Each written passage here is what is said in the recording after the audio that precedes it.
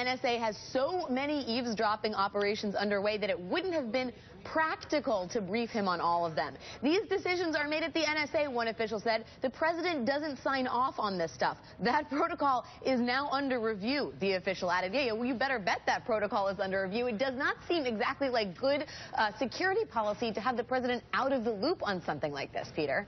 No, I think that's right. The question is the president mad about this or not? Is this, how much of this is plausible deniability? Does the president not want to know about certain things, and so that when they come out, he can say, I didn't know about it? Or does he find this kind of disturbing that he didn't, that wasn't told about it? Does somebody lose a job as a result? Does he call somebody on the carpet as a result? Because it has big effects. It's one thing to say you're sweeping, emails from abroad and metadata and all that, to actually be reported as tapping into the phone calls of your peers on the international stage. That's a whole different level.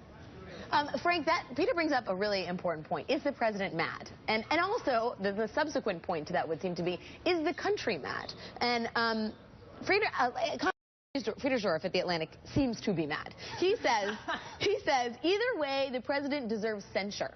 If he knew he signed off on surveillance that would damage America's relationship with a close ally if discovered, and if he really didn't know, he has presided over an NSA that is alarmingly unaccountable. If I had to bet, I'd put my money on Obama having known all along. But if he didn't know, it's absurd to insist that it would have been too impractical to tell him.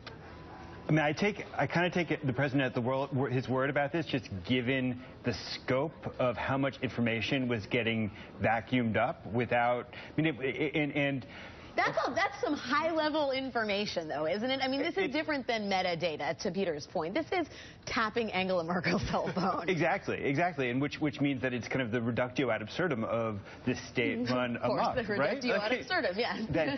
That if the president did not know that we were vacuuming up calls and information from our closest allies, then this thing really has spun completely out of control.